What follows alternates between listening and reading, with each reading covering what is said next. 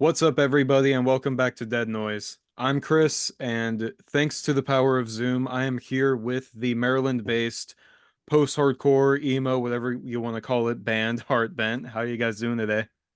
Doing good, brother. Living. So, first things first, your self-titled debut album just came out recently, and if I'm not mistaken, these songs have been finished for like a couple years now. So, how does it feel to have the album just out there for people to hear and to get their reactions to it? Relief.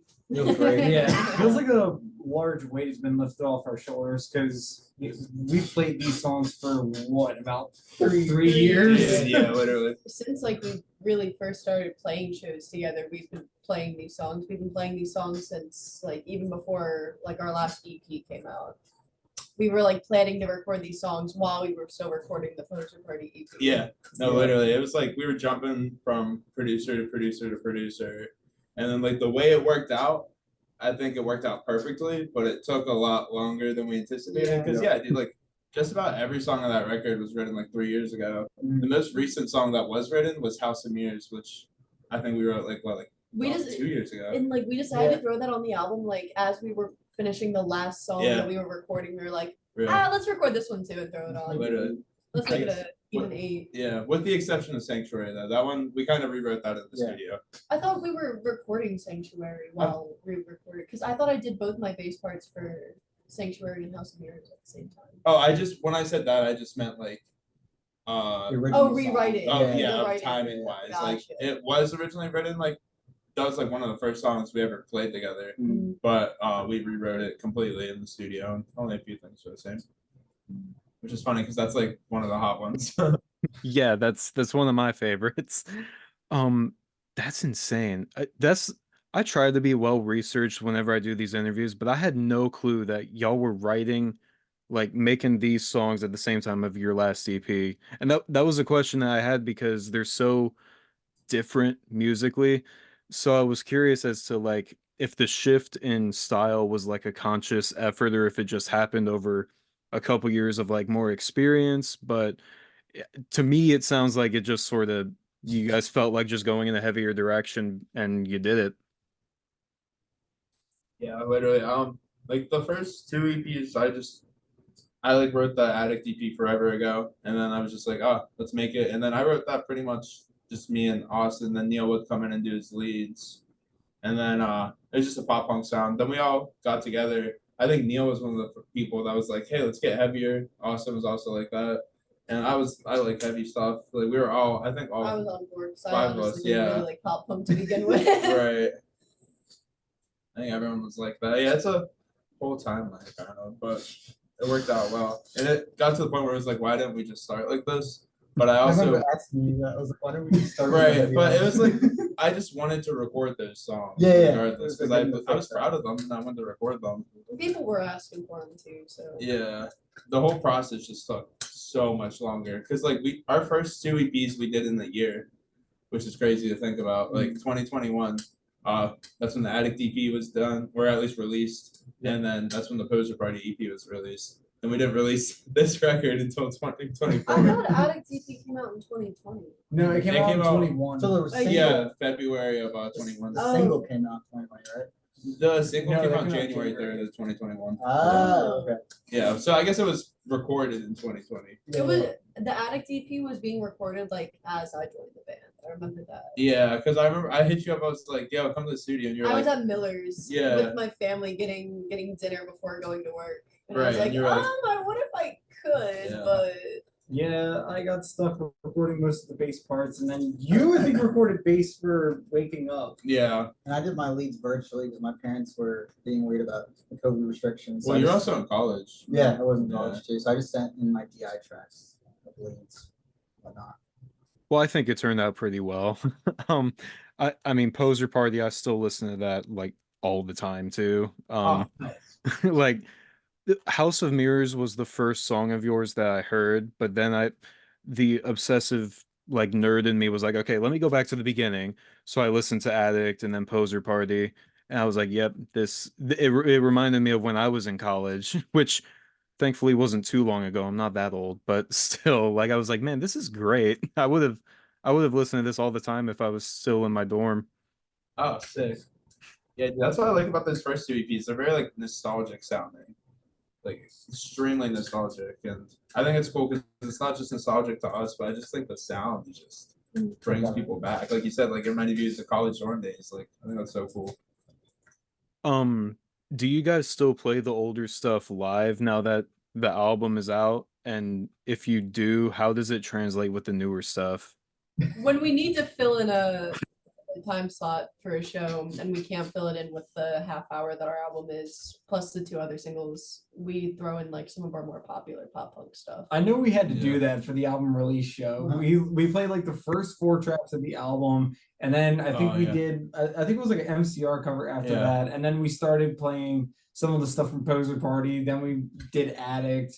Then I Yeah. think we did Another MCR cover. another MCR MCR cover. Oh, and False Hope was in there too. Yeah. Somewhere. And then we played the last 4 songs on the album. We ended the show with Jump Off. As like the Jump Off encore. and False Hope are good like segue songs. They're good like, in between of like more on the heavier side, but for Jump Off and a little more pop punky for False Hope. But like they're a good kind of segue between our newer, heavier stuff and the earlier pop punk. We also took the pop punk stuff down a half step because we went even lower with tuning. So Yeah. it'll sound Naturally.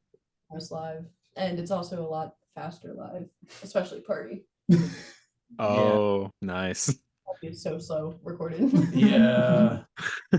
That was one of those situations where like we got it back and we were like, why is this so was slow? a- It was just like, what happened Yeah, here? it was a learning experience for sure. Yeah, What and not to do. we like, learned a lot about what not to do. decide your especially off tempos of before you go into the studio. that. Yeah. Which is good. It's a learning experience. Yeah. When it comes to that point, like, have you guys thought about, since you play them down-tuned and faster live, have you thought about re-recording them, or is it like way too soon for that? Yeah, we've definitely talked about it. It's just we have other things we'd like to put out first, but I think When we have the money. yeah, and financially, it's Feel very that. record Maybe music. we could do like an anniversary drop, make some cloud off of it. Like, oh, the 10-year anniversary of Right, yeah, well, this, here's a remastered, re-recorded version. Right, with exactly. B-sides or remixes Yeah. or instrumentals. like I think exactly like when it gets to like anniversary of those projects time, I think that would be amazing. But right now it's just we have other things that we're working on that we'd like to put out. Low key, there's a chance we might redo 1 or 2 songs. This is just in the back of my head because we're in like this movie that's using some of our songs. Oh yeah. And Mhm. I in the back of my head, I'm like, it would be nice if we re-recorded these songs so they sound better for this movie. Because they don't sound bad, but it's just like we've grown a lot as musicians, songwriters, and vocalists, and we've met better producers and all that. Even if we just have it remastered or remixed. Yeah. Yep. I'm starting a countdown timer on Instagram for those anniversaries as we speak. No pressure or anything. Hold us to our word. Yeah. So when you guys were working on the album around the same time, like as all these other older songs, like you said, El, Jump Off and False Hope are really good segue songs into your current sound. Was there any talk about including those on the album? Like how did you choose what went on and what went off? So I think a lot of it is because we recorded those songs. There we go. You Or- weren't in the room. Oh yeah. Well, 'cause I think we had False Hope and Jump Off out for like a year's time before we even went in the studio with the new stuff, right? Yeah, so like looking back, what happened was we used to work with this guy Jake, who's a very good friend of ours. And he recorded Poser Party and then False Hope and Jump Off. And we originally wanted Jump Off on the record, but then Jake was like, it's a little different than the vibe that your record gives. Let's just do this as a single. And then we Oh, I did. forgot And then Neil wrote False Hope. And we showed Jake and he was like, this song's sick. Let's record this as a single. And we were like, okay. And I then we forgot were like, this whole chunk of lore. yeah, then we were like, Jake, we want to work on the album though. And he's just like, oh, we will. And then like we got the album like demoed with him. I think that's where we were. And then he actually does some really awesome stuff in the music industry. Like he is a guitar tech for some very popular Latin pop artist whose name I don't remember, but he started doing that, and then he's out of Prince town Royce. all the time for that. Yeah. And then he works with Ricky from Ice Nine Kills, kind of as his like protege, Yeah, or he's like something like his that. stand-in, or like Assistant, Yeah, intern, assistant, like, intern, whatever. Whatever, yeah. I mean, they work Understudy. very closely Yeah. together in Ricky's production world. Teaching And then assistant. there was just he was just too busy, and then we were kind of exploring other options a little bit, and then we met this guy Eric Taft that we used for the record, and he's also a great friend of ours and very talented. Austin, you were talking about with the current sound that you guys have, like why didn't you guys just start with that? Is that what went into having this album be self-titled, or was that a whole other decision? Honestly, that was more of like a whole other decision. We were like throwing around a bunch of different ideas as to like, do we want to like have like a actual name for it, or do we just want to call it self-titled because we've had the songs for so long. And I think for a while, I know Alex had the idea of calling it, what was it, reinventing remission? Oh, reinventing regression. What? Regression, thank you. Yeah. That was what it was. Yeah. I couldn't remember the second word. But yeah, that was what it was gonna be for a while. And then after, I think like maybe a month or two after we like threw around some ideas, we were like, let's just go with the self-titled because like I said earlier, like we had the songs for like over 3 years. It would just make sense to release it as a self-titled. I think it was like the best representation of all of our sounds because at the beginning of all this coming together and putting our heads together. Yeah, definitely. These songs are very heartbent. Very Yeah. heartbent. Hardcore. Core.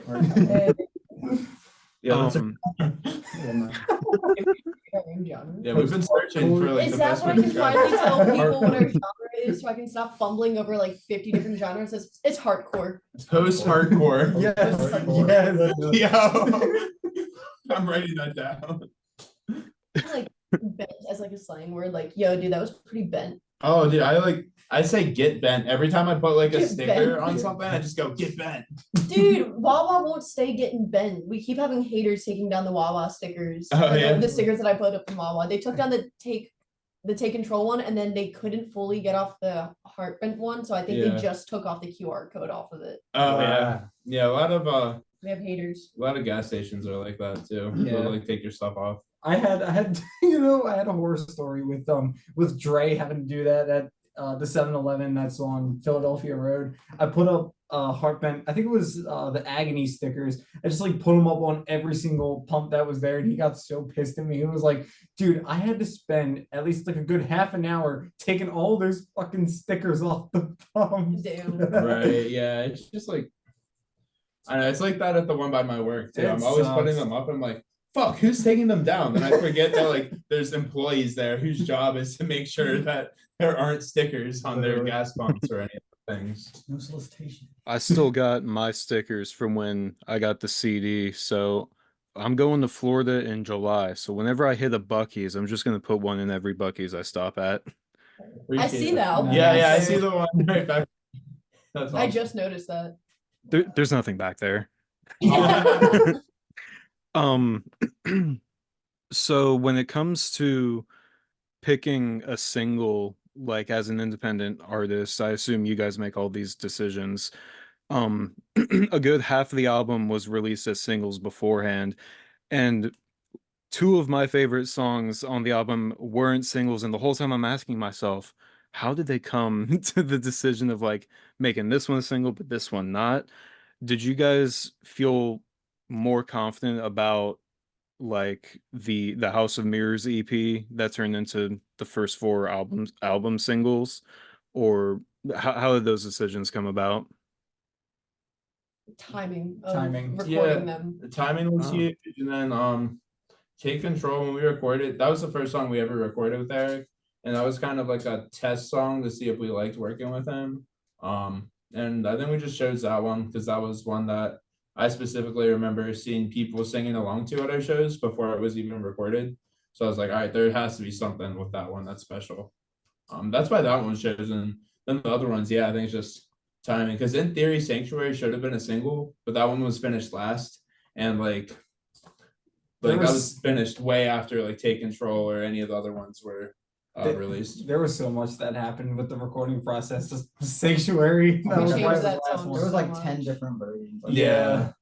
Because the Jesus original version that we wrote sounds nothing like what you hear on the album. I honestly forgot what the original version sounds The like. only things that were kept from the original version were the solo and the breakdown And the intro. and well the And the intro, kind of But the happened. synths weren't in our original True. version. yeah. Yeah, Well, that's why I But didn't count The that. synths are sick. Yeah. All That's because some of the taft core. fucking key change. Yeah. Like the main thing that was causing like the problems with, you know, the original version and the new version was that the producer didn't like the key change that we did between the verse and the chorus like every time, and like the transition just felt kind of weird. So that was the main thing that we just kept having to rewrite until we figured out something Yeah, that we liked.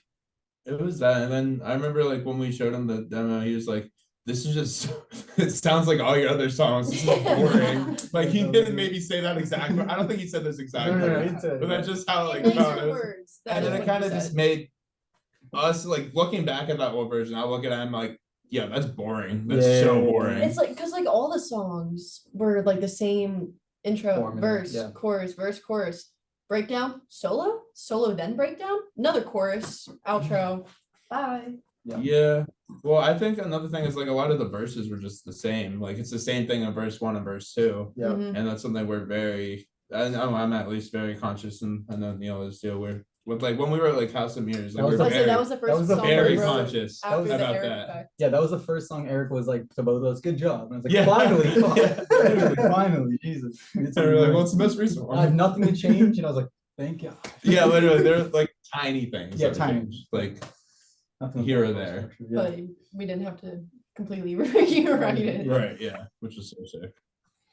I was wondering, Sanctuary just stands out to me so much. I think it's just because of how different certain sections of it sound. So I was curious as to how that song came about, and hearing you guys talk about how many times you had to rewrite it, it's starting to make sense now.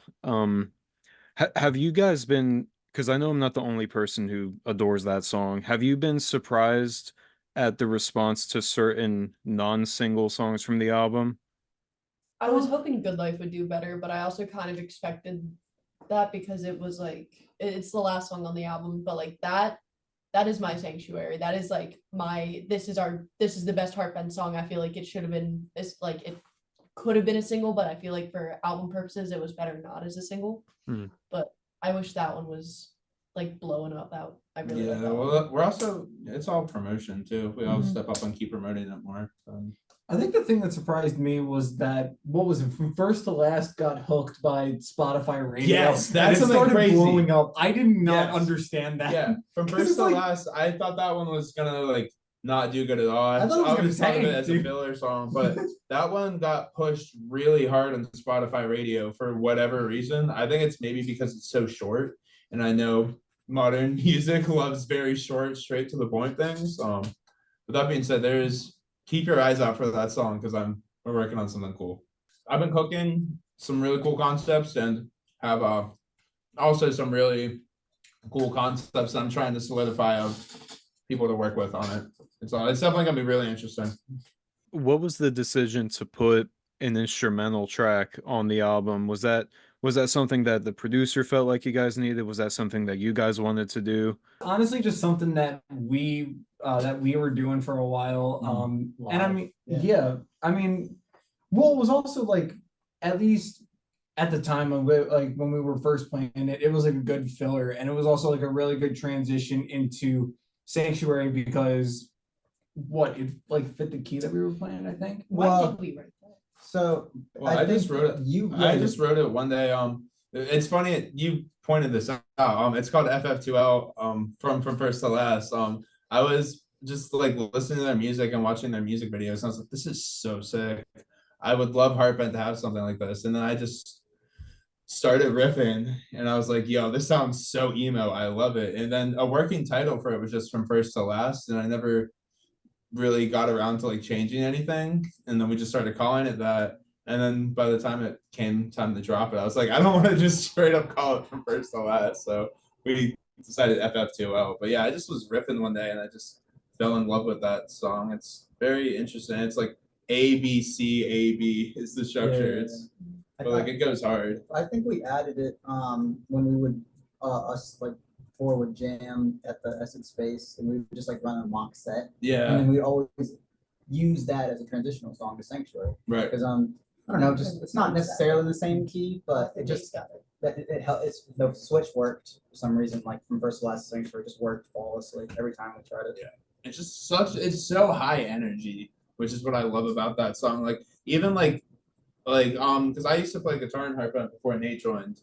Nate just walked away. But like, dude, it was just we'd play that at like shows or like these open mics that we used to do, and then everyone would just lose their mind to that song. We were like, all right, there's something special here. I don't know what it is, but there's something special.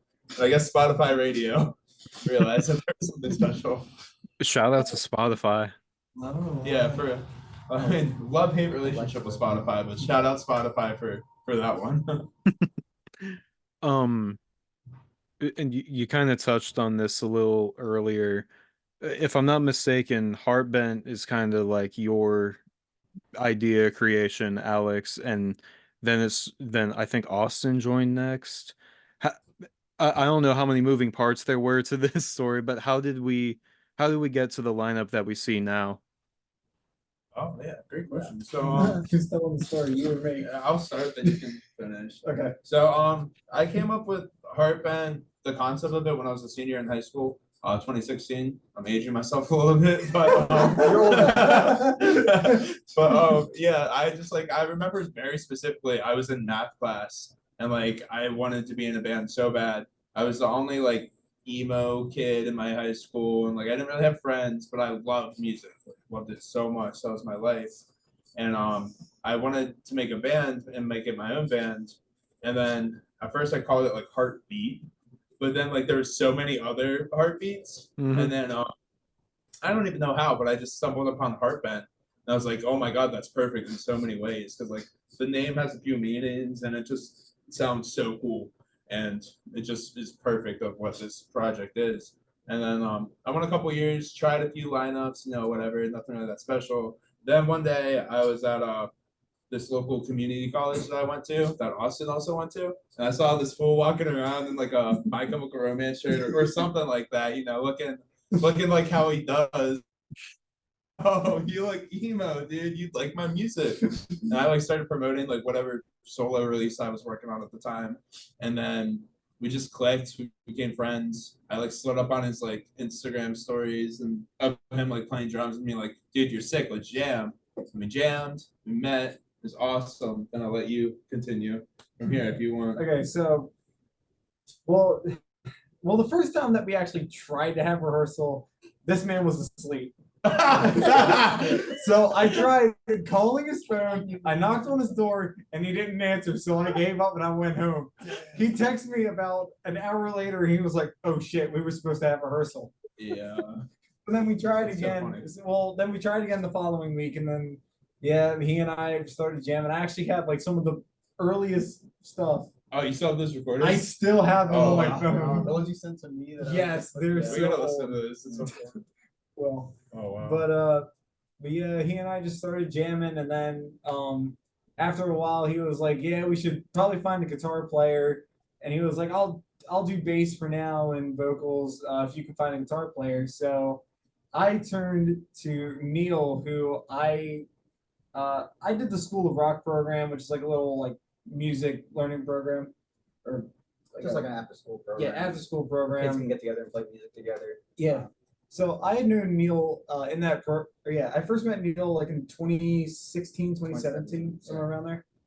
And he and I just became fast friends. And when we got done, he was like, "I'm gonna be in a band with you. Just find a band that needs a lead guitarist." So with Alex saying he'll play bass, I was like, "Hey Neil, I got us a band." And Yeah. he joined.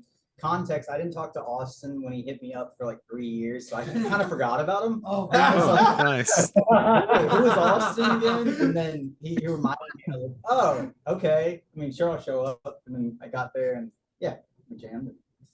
I just fit. I never got the "Am I in the?" Oh my god. I just kept showing up to rehearsals, and then I was like, I guess I'm in. Yeah. No, the It's funniest still in the water. It's still up in the air. Still up in buddy. the air. Don't mess up. No, the funniest part was when I was talking to you about Alex, like I was hyping him up, and you got so nervous. And then the first time that we actually had rehearsal, I over prepared. Basically, he told me he was hyping up Alex. So I was like, I gotta be on my shit. So like I learned all of the songs, added some stuff that I thought would be cool. Super prepared. Showed up. I was like the first one there. Austin showed up. I'm like, so where is this mystery man? And then you show up in your truck with some like Popeyes. I'm like, this is the guy. Hey yo. I don't know. That's just what I mean. Yeah, first impression. And then Austin and I were in another band together, where I played guitar and I sang, he did drums. And then he was like, yo, come play bass with Heartbent. And I was like, no, I want to play guitar and I want to sing. So then like a year goes by and he's like, yo, come check out Heartbent. We're playing this Halloween show. And I'm like, I'll be there. the first show we ever played. Yeah, the Oh, first show they yeah. ever played. And then Halloween party. I went to go see them and I really liked the music. Especially liked Come a Little Closer. Is that what Yeah, it's we called? opened with. Yeah, and we never played that song. It never got recorded. It's a forgotten B-side. But I was thrown in my first mosh pit. I was thrown into a wooden pillar and I hit my head, Yeah, blacked she out for a blacked out. second. I got this ring. I found this ring on the mosh pit floor, and I've still worn it every day since then. Bro. And then a couple days later, I was like, so, you still need a bassist? They were like, yeah. So then I joined. Then I started doing some backing vocals. And then I was like, okay, maybe you can sing a little more. And then eventually turned into swing vocals. And then our old band just kind of Fell apart. fizzled. I like to say we all like kind of mutually ghosted each other. Well, part of the reason was because COVID started running rampant, COVID and it happened was- like right when we started Yeah, doing and stuff. Nick was like, yeah, I don't think it's really a good idea if you guys come over during the pandemic. And we're like, okay, yeah. And then we had maybe one practice, maybe two practices after the pandemic. And then our last practice, it was just all three of us in a fight the entire Yeah, time. it was bad. And then that was our last practice. And then, Christ, what was it? We played. Was it the Evil Like You EP release show? No, what? What are you talking about? What's No, that? when we when first we met were Nate. meeting. Oh yes, Oh, yes. yeah, That, okay, yeah, yeah. So that show we were playing. Is that when he was doing photography? Yeah, Is that the 'cause- one where I showed up like 5 minutes before? Yes. we Yeah, were oh on my stage? God. Yeah, so Nate was the last one to join because around the time like I started, or yeah, because this was when we had House of Mirrors. We were debuting it at that show, Right, yeah. and I remember like all throughout like the practices, Alex, when it got to the breakdown, Alex would like put the guitar down and then he would just go off on vocals. And for a while, I was just thinking to myself, like, I feel like it would be so much better for him if he was just doing solely vocals. And I started telling Neil, I was like, I think we should get a fifth member, like get a rhythm guitarist. And then I was tasked with the job of finding a bunch of people, because people kind of got word, even though we didn't say anything, and like people were hitting me up, and I was like, he's not the guy. And then I started working here. This is where my work right now. Stone House. Me and Nate teach lessons, guitar lessons and whatnot. We also have Heartbent practice here once a week. yeah. In this very Um, room. But I met Nate and we were jamming, and I thought he was a sick guitar player, and so I brought up the idea, and he hung around with us before, so that helped. Yeah. And I think his real test for that was like, we're like, hey, can you learn rhythm guitar for an MCR set? Yeah. Right. And then The first time we ever played Canal Club. Yeah, Yeah. we did like a MCR emo night, and I didn't want to play guitar and sing at all because I was already freaking out having to sing droid waves parts. Oh, there was like some shows leading up to that. I was getting pulled up to do like one song. Like I was just Oh, doing yeah. So Or it like was when like, we would do an MCR cover in the set, we would pull you up. it was- Right, it was yeah. a Test it out, There was yeah. that for like a year. And yeah. Yeah. I remember when we did that one show with Not My Place in Waters Deep, like we pulled him up for like the last three. It was when we Right. did House of Wolves. I think I Swear was on that, and then we ended the set with Take Control. yeah, Oh, do we? I think so. Yeah. I can't Oh, that's a remember. weird closer. yeah. Yeah, that was what we went with, but we were just like, fuck it. Yeah, I mean, it worked. Did we ever give you like you're welcome, you're officially in the band? Or did I we mean, just he add you in the called group me chat? one day. He called me. Oh, Okay, dang. so So you he told you. He never told me.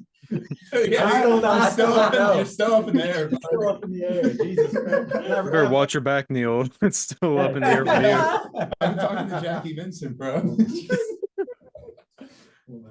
Um, I was really curious about that MCR tribute set because I did see pictures from that.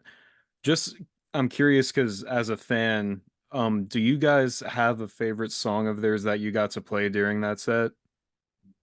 There's a Oh, couple. like There's a collective couple. favorite. Oh, I my. feel like we all really like House of Wolves. Yeah. Yeah. Yeah, that's a good one. Household. Fun, I like- fast paced. A lot of the stuff off of Black Parade was fun. Oh yeah, yeah. Like because How we I all just Disappeared. really locked in together. Right. The Sharpest Lives. What's the one that we Ooh, all really How I like? How I Disappeared? Disappeared. That's Yeah. my Yeah. favorite. Oh, that was Yeah, That's fun. my favorite.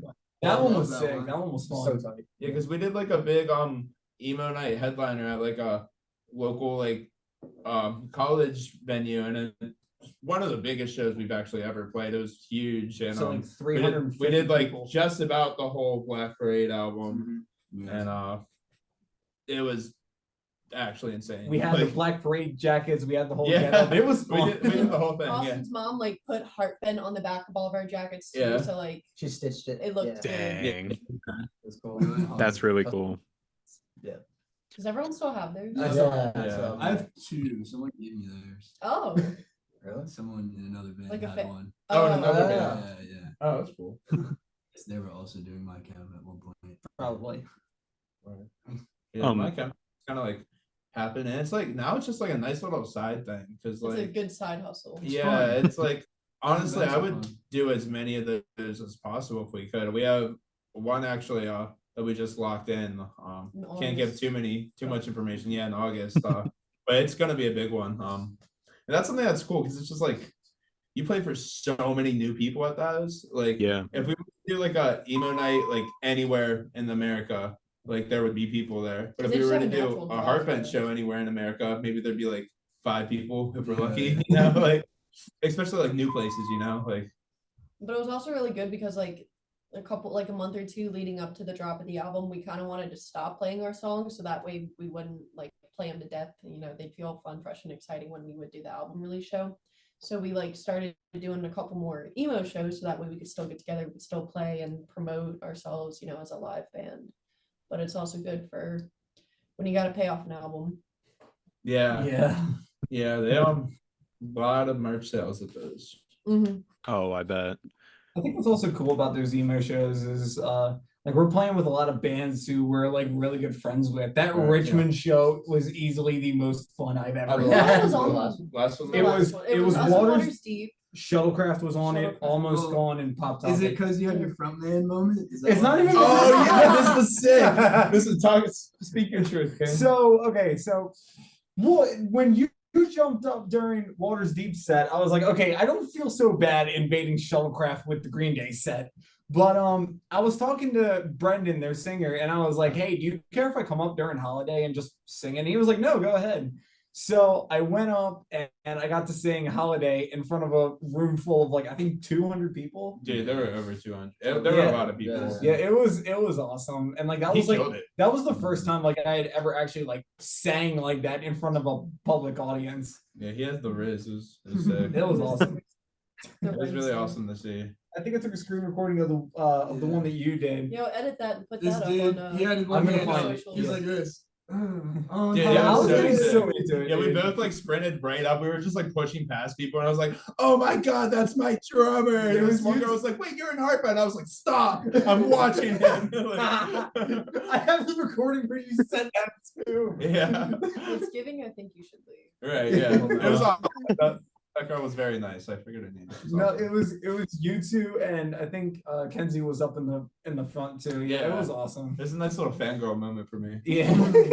No, and then when we were playing, like we had Brendan come up on stage, Yeah. Kevin and Brian, Yeah. the two guys who were running the emo night, they came up with us. Yeah, they just ran It was up. just a We, homie Gabe- fest. we didn't Gabe even and Eyes premeditate it. came They up. just ran up. Literally. And it was sick, but like, Yeah, and then Gabe and Eyes from Waters Deep, they came up and yeah, the boys. yeah, it was just fun. I've noticed that that's something that they do like for the headlining band at every emo show. We didn't even have fun.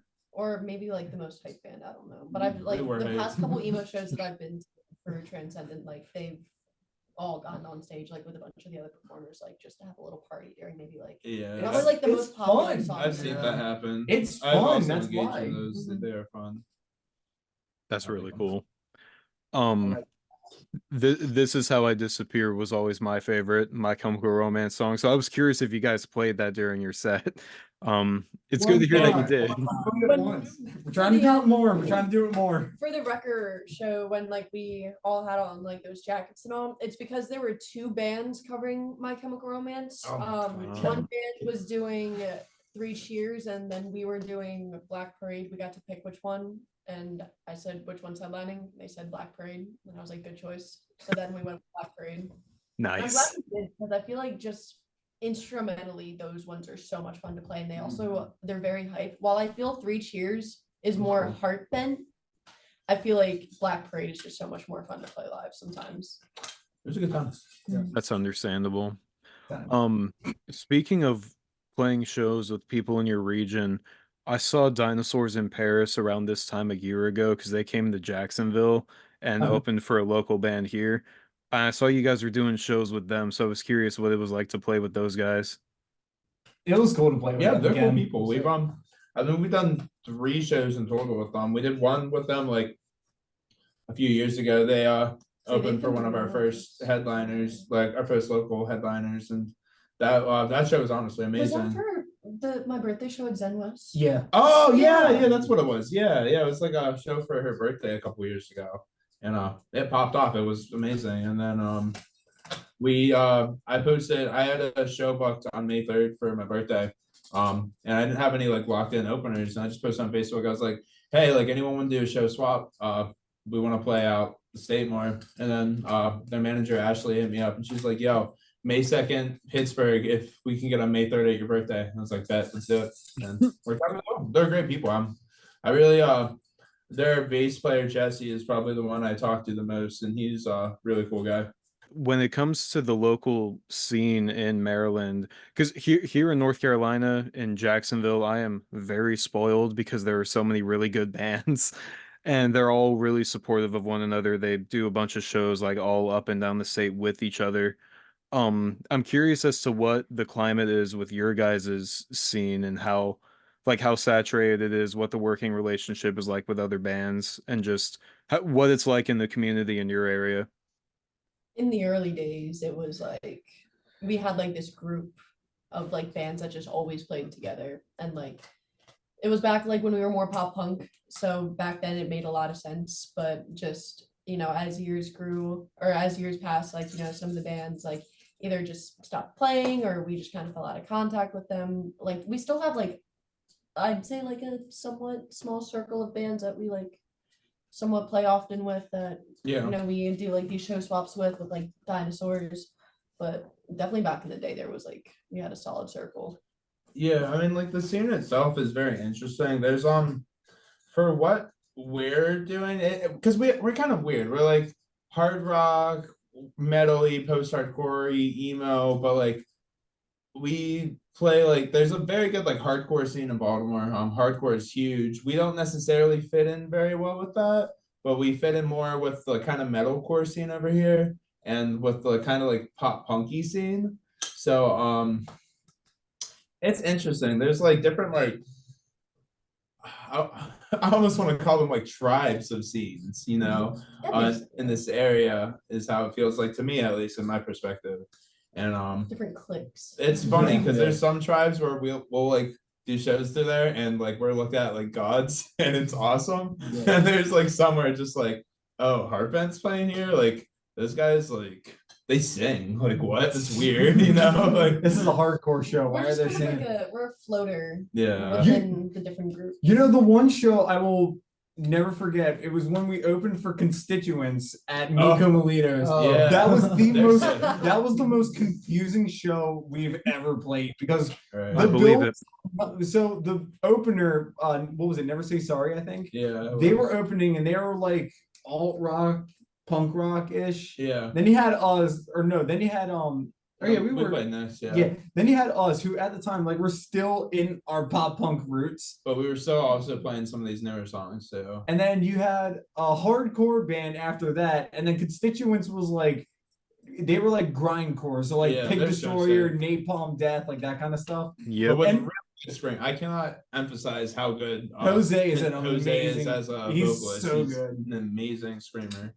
But it was funny because like I mean I listen to like every genre, so I kind of know like every band under the sun. And when I heard that we were playing with a grindcore He's band, not wrong. when I heard that we were playing with the grindcore band, and like I kind of knew about like that kind of fan base, I started getting worried, and now I was like, oh shit, they're gonna hate us. We're a singing band, we're just posers to these guys. And then we started playing our pop punk stuff, and they fucking loved us. Yeah. And I was like, okay, I don't feel so bad everyone- anymore. we brought really good energy. I think that's what like everyone was worried about, you know, because there are some people that like they don't care what it is, like as long as like the vibes there, it's what's up. That's how it was when we played at that like metal fest at Oh. Cafe 6. Oh yeah, Frederick, yeah. triple M Triple fest. Yeah. M Fest, you know, all the bands on there were like significantly heavier than us, but like Oh, everybody Death still metal, fucked with us. deathcore. Because like, Yeah. you know, while there Could be was wrong. like so much like heaviness going on, some people were like, you know, it was nice to get that little break of like, you know, it's not rah screaming your head off. It's still heavy. It sounds good. We have good energy. I You know, remember it kind of being- works in our favor sometimes. I remember being incredibly nervous to go on because I was like, we're a fucking, like I said, singing band. Yep. We're melodic. We feel like Melodic a as little fuck. fucking, I don't know. Right. But then vice versa, we'll play some shows and everyone's like, oh my god, you guys are so heavy. Like, they're like, you're the heaviest band I've ever heard in my life. And I'm Oh like, my gosh. like at first I was like, really? Now I'm just like, okay, yeah, I get it. You're not very exposed to much music. It's gonna be But- good if we like end up working out that tour in October. That is true. I didn't think Because about that's gonna that. be a pop punky Yeah. based one. Yeah. It's gonna be fun. Hopefully it'll work out. Will be as bad as the one at Soundstage with the Christian band. Oh yeah. Yeah. No shade Oh on boy. Christian. That was your first, wasn't that your Oh first? my goodness. That was my first legit Full, full like, Heartbent Heartbent set. show. Yeah. Which Yeah. one was that? That was the, when we played. Chief End. Chief End. Yeah. The reunion show. Mhm. He was I'm good. so glad that this came up because like when I look at the single artwork for House of Mirrors Take Control, I swear I'm like, you know, if someone who's never heard this band checks it out, the metal elitist was probably gonna hate it because they don't like I love it because I love the aesthetic, I love the sound, obviously, and I'm like you, Austin, I kind of listen to everything. But it's like I, I love hearing that even playing those shows with those types of bands that that aren't melodic, that they still like have positive reactions to you guys. I think that's really cool. For the most. Yeah, I was For the about to most say part. for the most Well, part. yeah. I'm not about it, but Yeah. Well, in general, everyone's usually relatively nice, and like I feel like as long as a band does well, it doesn't matter Yeah. what they're playing. Like even if you don't like it, you can at least for the most part respect what they're doing. Like I'm that way with a lot of bands and artists. Like I may not like your music, but I respect your hustle. Yeah. I was gonna say, like, to be fair, Dustin from Flesh of the Lotus has been to like a lot of our shows, and he's in Flesh of the Lotus is obviously a deathcore band, and then we had our buddy Felix from Astral. What was it? Astral Wave. Yeah, they he actually jumped up on stage with us and did the breakdown for Agony. Actually, when we did that Chief End show Yeah. at Soundstage. Yeah, that kid's like straight up like Will Ramos. Like that kid's like disgusting. There's I think keep a pen in his name because I'm working with him on some cool stuff. Back to the album, this is probably hard to like pick favorites, but like when you look back on the making of the album and just the songs in general, do any of you, we can just go down the line starting with Nate, Alex, Austin, L. Is there a certain part that sticks out to you, whether it's like a certain lyric that you wrote or a guitar lick or a drum fill or anything like that that you're proud? I know you guys are proud of the whole album. I'm proud of it as a fan, but like when you think back at like the making of it and all the songs, like are there any certain like little things about each one that kind of stick out to you guys individually? I'll go first. I mean, so I didn't really have too much making it because I came on so late, like as it's finishing. But just from like playing the songs on stage, like definitely that agony breakdown is like a moment that I just love so much. You know what I mean? And also Sanctuary, like I don't know, it just turned out to be my favorite. I don't know. Your turn, Alex. couldn't make up his mind. Yeah. I know that feeling. You go, buddy. No, that's fair. It's fair. I did a lot of funny things. Yeah, that's fair. I mean, like for me, there's like a couple of different things I could really gravitate towards, like just like I mean, I'll say this. When I did the drums for House of Mirrors, I was definitely stepping out of my comfort zone with like, I guess like the sound that we were like shooting for. In a way, I was kind of taking inspiration from like House of Wolves with like one other fucking song that I can't remember off the top of my head. And I was like, okay, how am I gonna blend the two together and create something that sounds like a Heartbent song? And yeah, I don't know how I did it, but I'm honestly very happy with how that came out. Yeah. Drums are sick. Thank you, sir. Crazy with it. For me, I really had a lot of fun with recording Good Life. Because that one, there's a lot of like cool like bass stuff going on. Like there's a lot of like fun little melodies that the bass is doing. And that like kind of started like those bass parts started when we would play shows and Neil would be away in college. And there would be a lot of like just instrumental parts where his like solos and like him popping off would be that we would play live. It's just like open, like just the chords, just nothing else over top of it. So one of the shows I just kind of started doing bass solos. Yeah. And Neil then was riffing. I remember those. yeah, Neil I was riffing with them. And then Neil came back and I was still doing them. I think the last time you ever like riffed on Good Life was that Zen West show. Because I don't think you've Yeah, done it that since. Zen West show, I was riffing. I was feeling it. I didn't look up into the crowd until like halfway through the song, and then I like noticed like the crowd like all had like lighters and shit. So like that had been going on for a while, and like this was caught on video, and we watched this video a lot at one point. And Yeah. like Really? I just like look up like halfway through, and I'm like, oh shit, there's lighters up. That was such an emotional Working, show. it That was a cool really moment, emotional yeah, show. yeah. That was my birthday show. It's my birthday show. But so recording Good Life was a lot of fun. I also didn't really sing on Good Life in the original version, so like specifically, I really love the part where it's like right after like the second pre-chorus, I think, when Holmes and I singing together, and then it like all kind of cuts out, and it's like that whisper vocal of "What a waste of a good life," and then just everything crashes in together.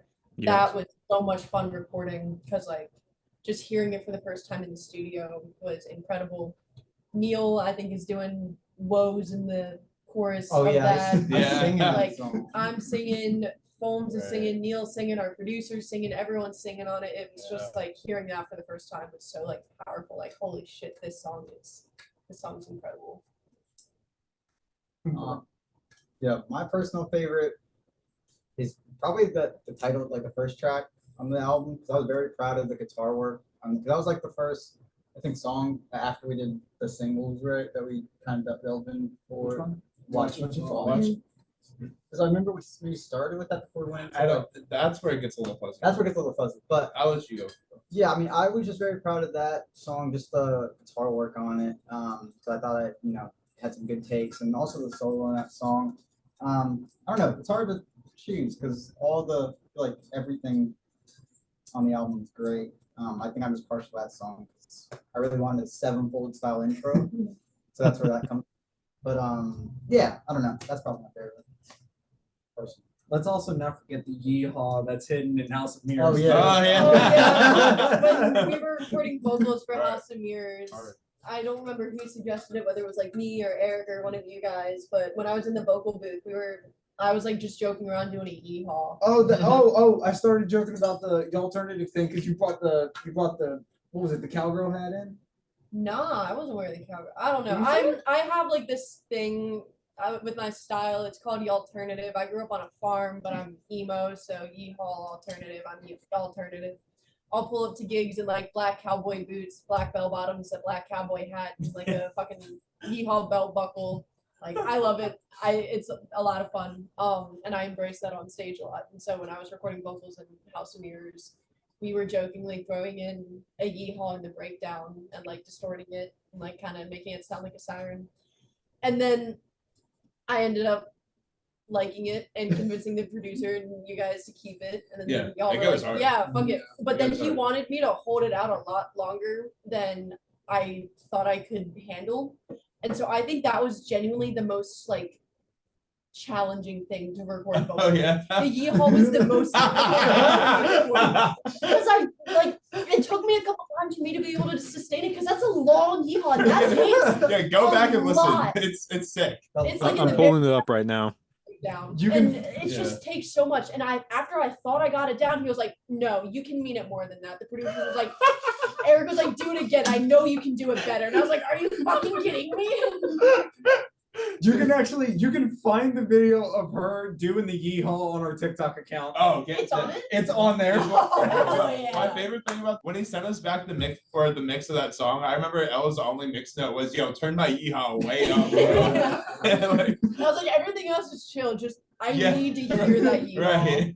I need everybody to hear it. Yeah, it's sick. Man, I've heard that song probably more than any other song you guys have written, and I'm shocked I didn't. I haven't heard that. It's an Easter egg. If you don't It's know it's there, definitely- you'll yeah. miss it. Like I'll show it baked to in people, there, and yeah. people have been like, "Oh, I heard that. I just thought it was like a guitar." Yeah, the like, first or, time like, I a heard side it, I thought it was like a Dimebag Darrell style squeal. You know what I mean? Like it's her doing yeehaw. What part of the song is this at? What part of the song? It's at the end. Yeah, The it's like last the last breakdown. breakdown. No, No, Yeah. it's like the breakdown part where it's like do do do do do do. That part. I think it's starting like the Yeah. trust me. Yeah. Yeah. It's something sorry. It's the the- Oh my gosh. the part. It's hard.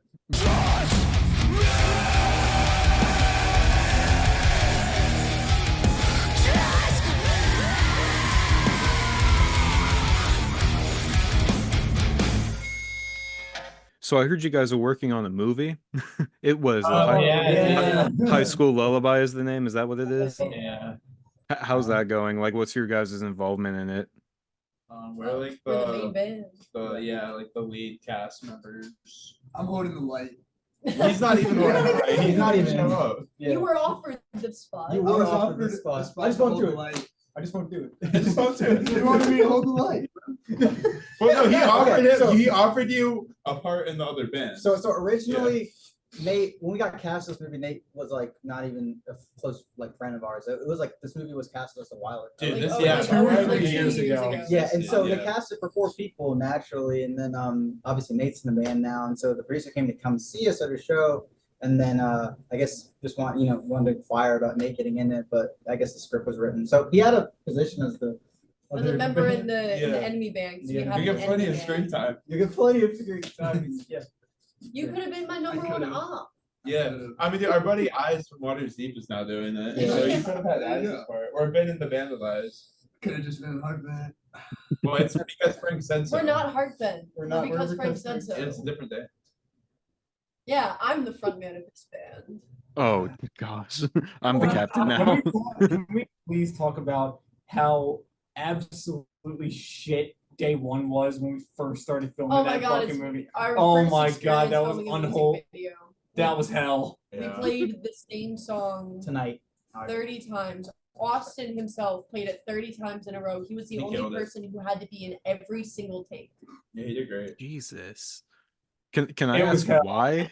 Like, why you had to suffer the most? Yeah. Like because like the drummers behind us, like for every angle, when we were all getting our own individual like close-ups with the camera, we still needed Austin in the background. No, the worst thing about that day was like I had like all these like bright lights just shining on me, and then I also had like the PA like directed right at me. I also had my earbuds in, and I'm like, this fucking song's not loud enough. I need it to be louder. So I'm just like, I'm playing quiet. It's like I still can't hear shit. So I'm like, fuck, I gotta guess what I'm doing now. We couldn't listen to that song for like a solid week. Yeah. We couldn't I still listen can't to it listen for to the it. rest of like filming at least. Yeah, the song is how I feel tonight. Just to put it Yo. out. It's gonna. Well, We it's almost gonna- took it out of our set for the album release show because of it. Yeah, but then we made sure to play it because the people from movie, that movie were yeah. actually they showed up to the show. So. What's gonna suck is that we have to do this again for False Hope in July. Yeah. Well, dude, also the crazy thing about it is like I was so frustrated with this. It was the day our album dropped is when we started filming. And Yeah. literally the day our album dropped, we filmed a music video for a song that we released 2 years before. Yeah, I guess the Like, worst- just the irony of it had me furious. And we couldn't It's a soak in good song though. I like Yeah, it. it is a good song, but it was just like, dude, we just like spent so much money on this record and so much time on it. And how are we We couldn't have celebrating? done a different no. song. We're playing a very old I know. I sent him the album before it came out. I was like, please choose one of these songs. And then he was just like, no, they don't match the vibe. And then Well, yeah. So we didn't really have time to kind of like celebrate it all because we were so busy that week. Like literally the week that we were filming was the week that everything dropped. So like our phones were blowing up, but we had no time to check it. right. And it's also, crazy. you know, the movie is set in like the 2000s or Early the 2000s. 90s. So like they didn't have phones. So we couldn't even have our phones on us or like anywhere to, like in the shot. So like it's Yeah. not like, oh, when the camera's not rolling, I can check my phone. It's like, no, we don't even have our phones. So it was just like it was very inconvenient timing, but like, Yeah. you know, we signed up for it. We knew what we were getting ourselves into, but I feel like we still made pretty good out of it. Mhm. It was all right. I mean, it was fun. I had a really good time. I think we all did. Yeah, And yeah, when we're yeah, not yeah. done, we still have another Yeah, week and a I'm half. excited. before I'm we get very to excited July, personally. so- That was probably like the Yeah. busiest week. I'm proud of us for getting through that because that was probably the Yeah, biggest, that was a lot. busiest week that we've had. It was a with chaotic week. Yeah, Yeah. we filmed for like 10 hours a day, something like that. 8 8 hours a day, something like yeah. that. And then We'd had have a one show person. that week. You know, the album show that week, like the biggest Mm, show. The we had biggest show of our practice. career. Yeah. Literally, yeah. At least the biggest headline show of our career. Yeah, So it we'd be was- filming, and then we'd have to drive like an hour with traffic, sometimes an hour and a half here to like practice. have real band practice. Right. I think we And only then, practiced once for like, it. yeah, we only And practiced we once. sounded great at the show. And like we had like an Airbnb, and that was Right. a shit show. Oh, Just yeah, so dude. much went wrong with Fish that Airbnb place. was- Yeah, it Had was the like cops fish, called bro. on night one. Smelled Yeah. like fish. Yeah. It was Oh my just gosh. not a good time. That's Parking. crazy. It was terrible. Yeah. How about I turn your face into a Oh my into a God. shit bowl? No, no, I was no. like- It was a no. He said shit bowls. Shit bowl soup head. It's hard to say why. I don't act, so it's like I don't know. I was screwing up some of my lines, but it was just because like I was pressured. I don't know. The us becoming the actors in this was like me manifesting this because I have like when I was in high school I was big into acting like I had done a short film prior to this and I was like getting like 1 year ago memories from filming of it and I was talking to Holmes and I was like, man, you know, I really wish I could have more opportunities to like act to like be an actress, but like I can't with band and like just with work and all this. And we had already agreed to like provide our music for this movie. He Yeah. originally hit us up for the music and we were like, yeah, that's cool. And then like maybe a couple weeks after I was talking to Holmes about missing acting, the director and the writer, he emailed us again. He was like, hey, so do any of you guys have acting experience? Do you guys want to be the band in the movie? And I was like, hey guys, can we please? And they were all pretty much on board with it. So There was a. and then about 2 years went by. We weren't sure if it was going to happen or not. They had a bet on it. Yeah, Oh, yeah, I bet $20 $20 that wouldn't happen. But the $20 got passed back and forth a couple of times. Yeah, because you would get like an email saying, "Hey guys, I'm still here." And I'm like, Yeah, "Oh, right, And then like a couple months would go by and be like, hey, haven't heard back from you guys. And be like, oh shit, right. Yeah. And then we'd email him back. And then a couple months would go by and he'd be like, hey, still here. Bear with me. The movie is happening. Yeah, There's always that. It Yeah, is it is happening. happening. It will happen. Please pledge to my film. Yeah. I was Halfway through filming a fucking movie. Like, Yeah. Yeah. I think it's gonna be rad. so since these songs from the album have been like done for a while, um I helped one of the bands in the local scene here with a music video, and it was my first time hearing it, and I was like, this is amazing. And they looked at me, they're like, well, I'm glad you like it because we're tired of it. Right. Does it get old to like constantly be playing these songs live? Like, have you guys already started writing new music already? Yeah. Like, Yeah. We were sick of them before we were even like finished recording. Literally. Yeah, like, definitely, These dude. songs are supposed to be new to us. Definitely. Not even. New to you guys, they are so fucking old to us. are there any songs that you're just like straight up tired of playing, and if you could cut it from the set, you would? Can I say a hot take? Sure. Oh, God. Jump off. Okay. Ever since we adapted jump off and I hate it less. We've made it a little less Shorter. repetitive. Yeah. But like for a while I really despised jump off because of just Have a- A B chorus A B. Right. That's Yeah. fair. I don't have really don't any know. songs off this album, Yeah, but Not all. I still love all these songs. Like even though if I'm sick of them, they're really fun to play live. Our song "Eat Your Heart Out" I've just about refused to play though. Oh, that sucks. That's my favorite Poser Party song. I just like I don't know what it is. I hate singing that song. There's just something about it that I just hate. I don't know what it is. I can't stand Redemption. I Yeah, honestly we can't. haven't played that song like 3 I years. love Let's Redemption keep until it we like recorded that. it. That's fine Yeah. with me. Yeah, I don't know what. Redemption Live is so good. I miss Come a Little Closer. I still think we should like record that as a B-side one day. I really miss We that song. could. Poser Party. The lyrics are Fifth gonna have to be anniversary changed. Poser Party B-side. Oh, what, did you rip off the lyrics from Come a Little Closer for something else? No, No, I it's think the just lyrics the were Oh, lyric it's just content. outdated. Yes. Oh. Yeah. It needs to be Didn't age well. It needs to Yeah, I be don't- changed. Oh immediately. yeah, dude. I wrote that song when I was 17, and I wrote it about having sex on acid. Speaking of 17, Which is something I hadn't done at that point in my life, so I don't know why I wrote it. but So I thought you had experience. So that's Not at that point, by the Okay, way. that's okay. Yeah, I was because sometimes I'll like just write about Right. it's like a writing exercise I do where I'll just like think of something and write about it, like something I haven't experienced, but I'll just put myself in like a position of, you know what I mean? It's like a writing thing I do. And speaking of 17, you guys remember 17? yeah, Can yeah. we please not bring that back? That is Fucked that was up since that was a 17. That was like an Molly- addict B-side. yeah. That's like a Oh fucking my Molly God, I was ripoff, rewatching dude. the Molly music video the other day. Oh, wow. I love that Molly. music video so much. Remember when it was all of us hanging out before? Oh, yeah. It was like yeah, a before that compilation of show. like when we went bowling, when we were in Yeah. the barn, Right. when like the remember that. after party for After one of our party, yeah. shows. When we played when Camden got the kitty tattoo. Yeah. what show was it that night? It was That was my Is it the State Theater? No, it was Yeah, State it was Theater. it was Kings of the Wild Things. Act and Sugar Hysteria. That was what it was. Yep. Yeah. Yeah, that was a fun show. Man, we're just taking a trip down memory lane. Right now. Literally. Yeah. Remember when all this happened? I don't. Yeah, I know. That's how Nate feels. That's Nate. I could tell, Nate, I could tell when like some of this stuff happened before you were in the band. I could tell by the look on your face. I'm like, yep, I'm right there with you.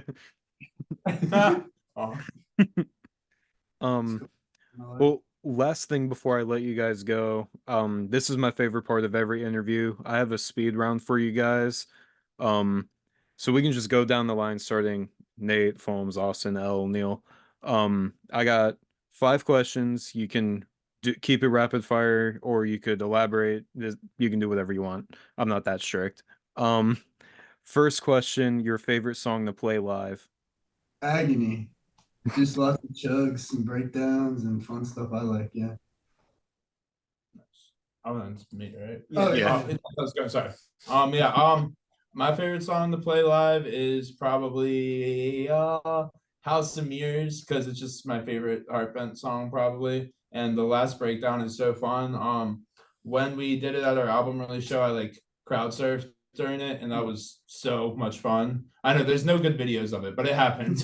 You know, it was I promise. it happened. It was awesome. So, yeah, I love that part.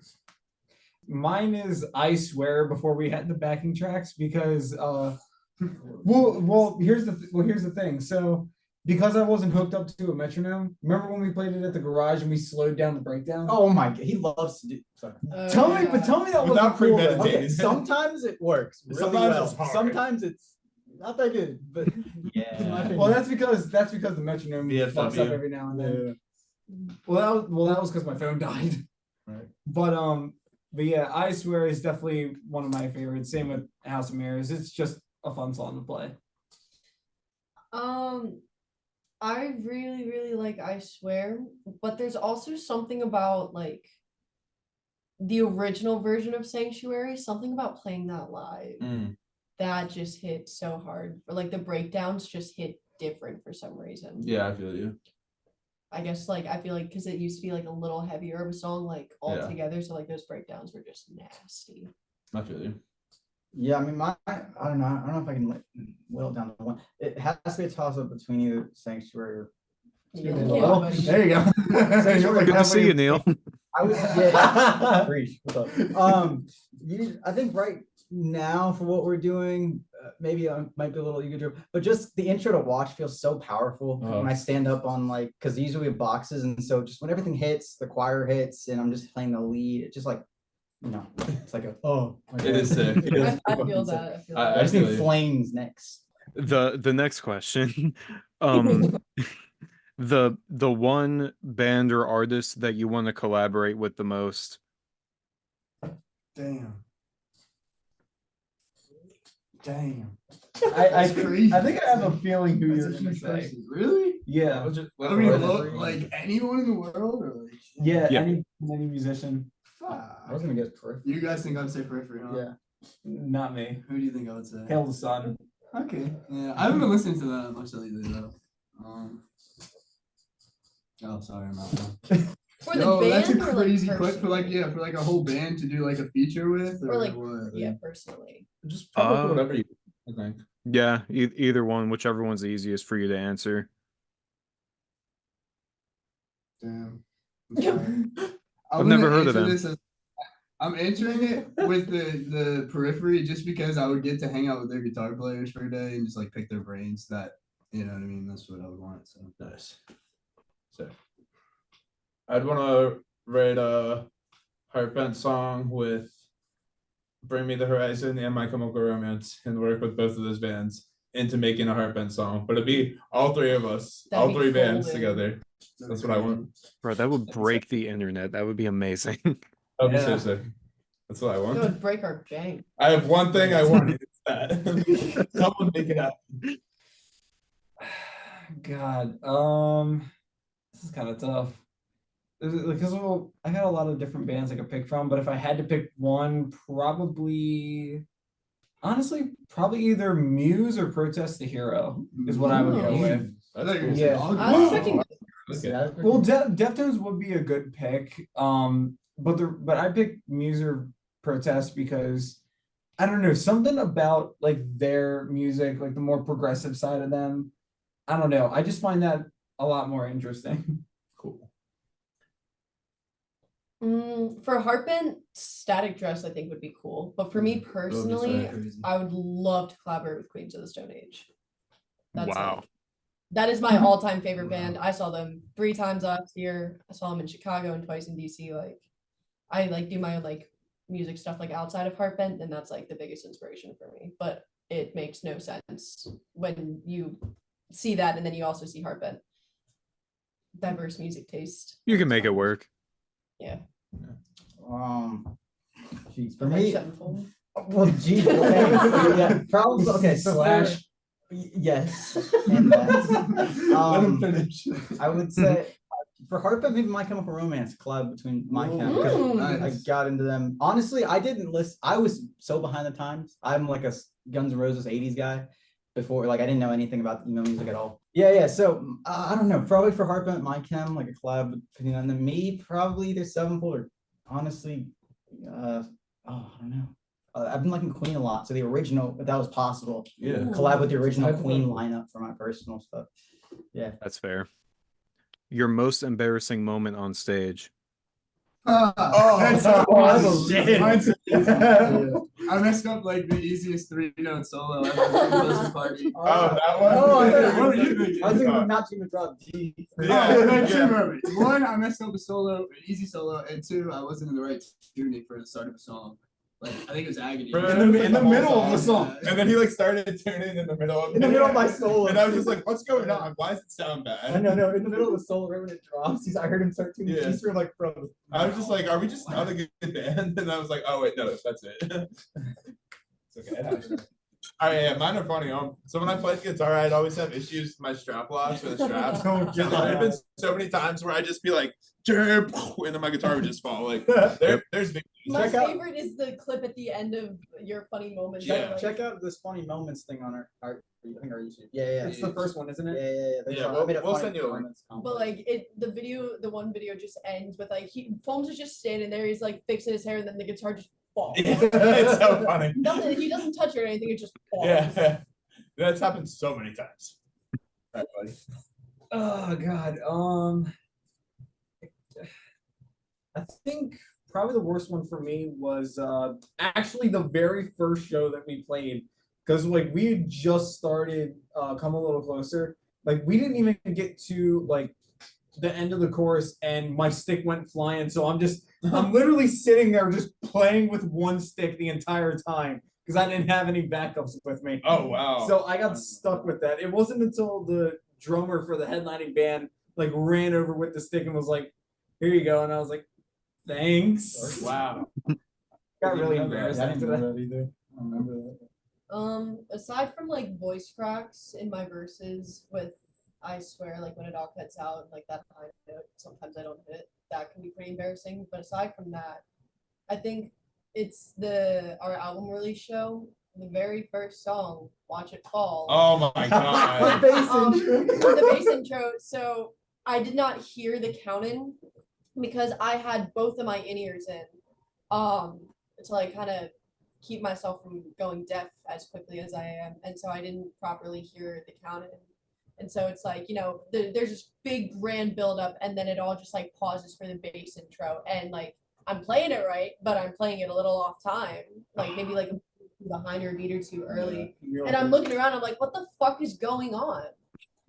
And I didn't realize until like maybe like towards the end of the little bass solo, I was like, oh fuck. And then I like awkwardly stepped off the riser and I was like, I'm just gonna walk this way and wait for everything to kick in. Most people probably. I didn't even know that. When I Nobody talked really to people noticed. afterwards, they were like, I kind of noticed it, but it sounded fine. Yeah. Well, that's like also like one of the first things. But that's Yeah. why it was so embarrassing because show, it was I like feel it was you. the very I feel first you. thing, like my very first like solo moment, like anyone's first like kind of solo starting Yeah. off the show, and I mean, fucked up. it's like pretty much one of the first things that happens in a Heartbent show. Yeah, because like we just have like that intro It's the build intro up, and and then then the it's bass. Yeah. it's like oh shit. Also, at that performance, you kept getting the pre-chorus lyrics wrong. I did. And I kept like trying to like look at you and like. And so like Thank you, one of but the every song time, all changes, three but it times. was in "Watch You Fall." Like I kept like there was one line in the pre-chorus that I kept singing the old line for it, Yeah. and for the life of me, I could not remember the new line for it, so I just kept singing the Oh, old is that line. why? Oh. Yeah, I knew that it was wrong, but I Oh, couldn't okay. remember because I It sang it happens, once dude. and I was Yeah. like, "Wait, that's not right. What's the line?" And then Right. it came up again, and I was like, "I don't know the line, so I have to sing the old one." So I sing something. And that's It why works. we made eye contact during that second one. I was like, I don't know, man. I'm I know. I was trying. just like, I'm trying to get your attention. I was like, oh, you know? I And did. then, yeah. That's so funny. But yeah, my probably most embarrassing moment was at our album show. During Oh, the house of meetings. So when everything cuts out and drops for the lick, right? Yep. I got no signal, and that's when that happened. And so apparently that happened right there, right when like the first lick happens. I'm like, oh fuck, great. And I just like then nothing was happening, so the whole solo, pretty much half of the solo was. I felt There so was no bad. solo. I like Was that whenever because we of do a crowd surfer? Yeah, so Yeah. people were running on So many stage. people People on were running on stage, and I think somebody unplugged like right at the drum solo, unplugged my input jack from and like the most important cable that goes into the amp. Mhm. And then right as it drops for the solo, everybody drops out, no lick, no That's solo. crazy. And then it came back during the breakdown because I think you ran over during Yeah, the- I ran over and I tried to figure out what the fuck was going on, and I think something got unplugged. And then we got him up again. That's so funny. Yeah. Something similar happened to me at the same venue because of a crowd surfer. One time this dude ran up on stage and then he was like, "Oh, look at me, yeah, oh!" And then he fell, but like then he fell backwards onto my amp and then knocked it over, and then like And this was like a 4x12 cab with like a head on it, so like this wasn't like a combo. This was a right, whole yeah, fucking yeah. stack. He knocked my head off of my cab, and then I went back trying to fix it.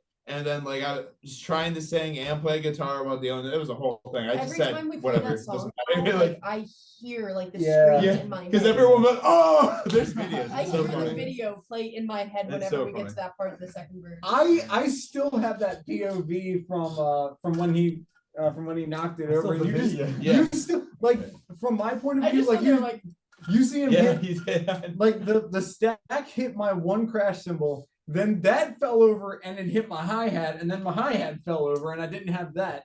The crash cymbal fell onto my snare and I'm like, fuck, what am I supposed to do? we kept playing. We didn't Yeah, stop. we We kept kept playing, going. yeah. Oh, also, other embarrassing moments, real quick.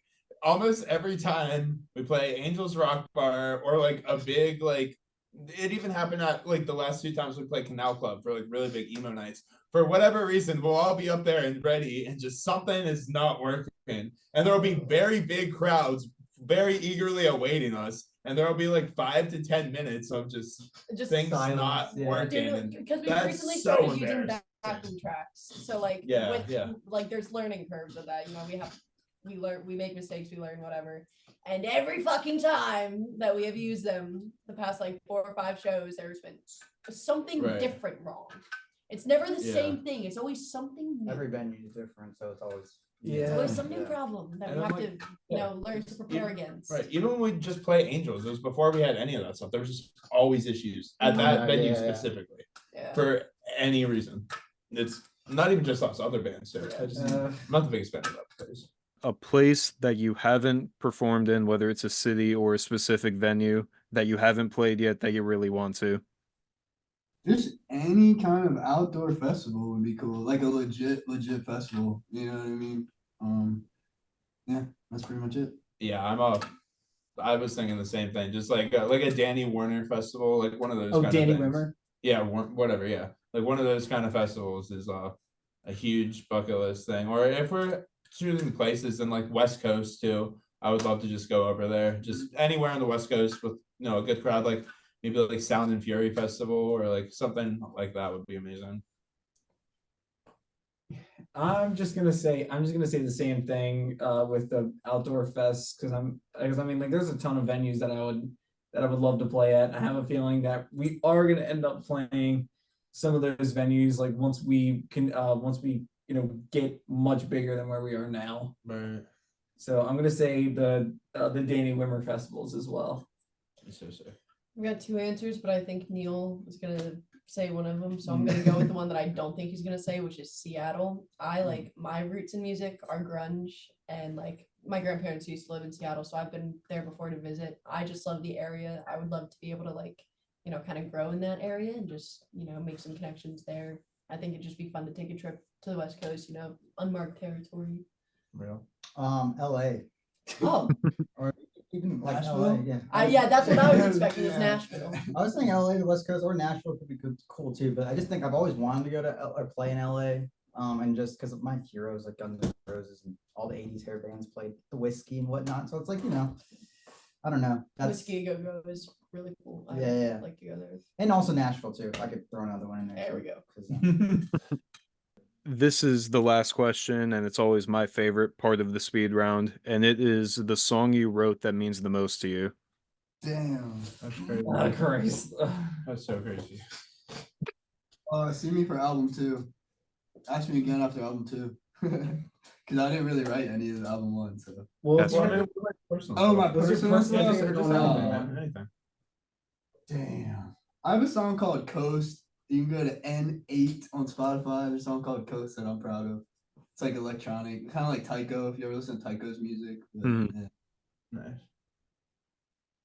All right, for me, that's really hard. I wrote a lot of stuff on this album that I'm extremely proud of, but maybe song wise, I'm gonna say I Swear, just because the meaning of the song means a lot to me. It's about like basically just perseverance. Is like the core of it. Like when you're dealing with negativity and hard things, perseverance. But then I also wrote Agony about like my struggles with addiction, so that one's really important to me too. And Good Life's about yeah, a lot of them, but I'll just say this. That's a solid top 3. I don't even blame you. Yeah, it's hard. I've had a pretty special connection with Good Life. I mean, with what that song is about. I mean, because you wrote that about like the depression that you were going through, was it? Yeah, I mean, dude, there's like that song's re-entered itself into my life so many times. It means a lot of different things to me personally. It's about just dark stuff, just depression and like suicidal thoughts, and then like death of loved ones, and then just a lot of things. Is just that whole general vibe is just how Yeah. I could do a whole interview just about that song. Like, I mean, I've had the personal connection with Good Life because that's just a lot of the shit that I was going through. Like I've been through depression. I've had suicidal thoughts a couple of times, and I've lost a lot of family members and some really close friends of mine. And then when we did when we played it at your birthday show at Zen West, I think that was like, in my opinion, that was the best performance of Good Life that we have to date I because agree. of just like how. Guitar fell at that one too. I just remember that. I agree. That was a solid performance. Yeah. But it was like because it was like really.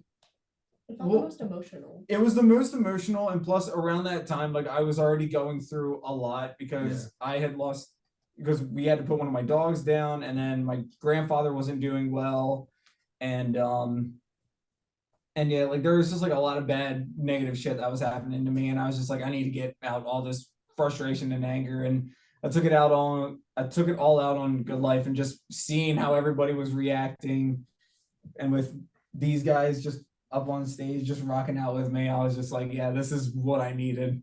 Oh yeah. It was my therapy. Aw, buddy. Aw. Hey, that's the truth, man. That's so cute. On a similar note, Good Life is also personally my favorite. You know, I always loved it, you know, instrumentally because when we first started playing it, I didn't have any like lyrics that I had written for it, but I still had a lot of fun playing it. You know, it just was it was just fun to play. I was really like proud of like the stuff that I had written for it, and like even when I had improvised, I still had a lot of fun doing that.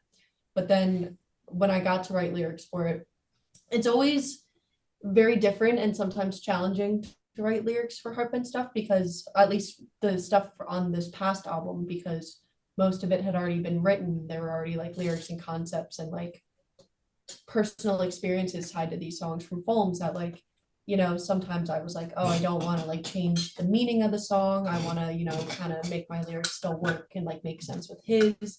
So sometimes I felt like, you know, I was still writing someone else's experiences, but I feel like Good Life is like, you know, the one song that like I knew like I was really putting like my own like, you know, emotions and like feelings into like the lyrics, and not even just the lyrics, but also just like the recording of it. Like that one just, there's a lot of emotions that like I was feeling when I was recording it and writing the stuff for it. So I just personally really love that one because it's just like, while it's like all sad and like depressing, like being able to like get this out, because music has always been like a coping mechanism, like an outlet, my therapy, and being able to like express like these feelings with my best friends, like I feel like that's the best way to go about it. So it's a nice little reminder that yeah, you feel this way, but this is how you deal with it, you know.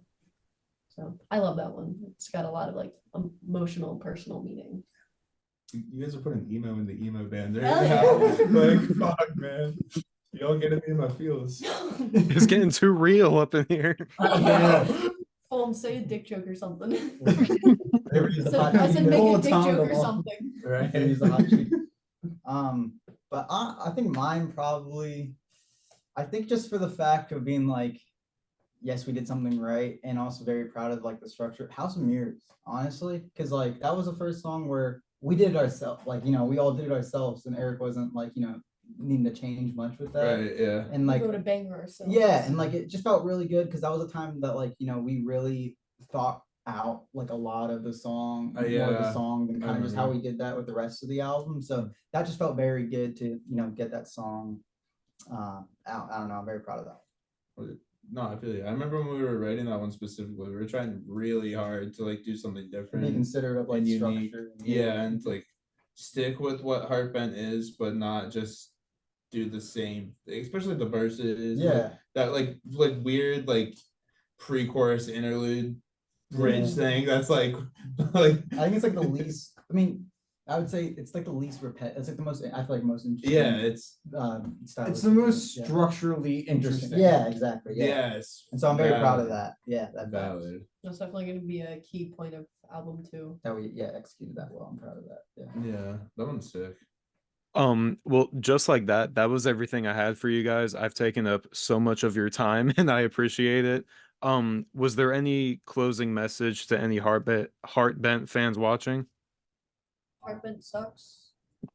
Yeah, please stream the album and thank you for watching us. We watched the Come whole see thing. us live. You know, We we're love good. y'all. You've Yeah. never seen us. Hey, if anyone that books tours is watching this, book us on a tour because I don't want to do it. And if any of you bookers out there can book us on a beach, Beach Right. shirt. Yeah. We'll we'll we're- bring the booty shorts. Foams will show up in booty shorts. Well, yeah, to any bookers, promoters, agents, we're down for pretty much anything. Shoot us a message. We would love to play more out of state shows and be able to book a proper tour. Yes. And Yeah. bands hit us up. Yeah. That Yeah. too. Bands hit us up. we show wanna us play- spots. If you want to play in Baltimore, We want to play with What is more it? bands. We want to play with bands that we've never heard of before. Yeah. So yeah, Yeah, but seriously, thank you to everyone that listens to us. It Thank means you, so thank you, much, thank and you. that supports and goes to shows. Much love. I say it all the time, but for real, it means the world. Alright, then. And Perfect. thank you for your time. This was awesome. Yeah, thank you. this was awesome. Oh, dude, this has been a blast. This was everything I hoped it would be. This has been a lot of fun, and I can't wait to see you guys live one day, whenever that day may be. We'll It'll figure it happen. Probably be soon. How far is Richmond from you? 4 hours? Oh, okay. We'll, I we'll could- get something in North Carolina. Yeah. If we 'Cause that's can the bucket get list for that- us. If we can get that North Carolina date on that October tour, Yeah. we stay tuned for possible Yeah. October. Stay tuned for question marks, but we'll be there eventually. Mark our words. We will tour eventually. Big things coming soon, right? Yeah, I hope so. Dude. It's a big question mark. Yeah, I know exactly how that feels. But for real, I do appreciate the time. I appreciate talking with you guys.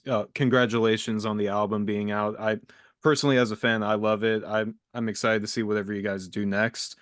And to anybody who watched this, thank you for watching. And until the next interview, because I'll definitely be interviewing these guys again sometime. Stay tuned, stay scared, and I'll catch you later. Have a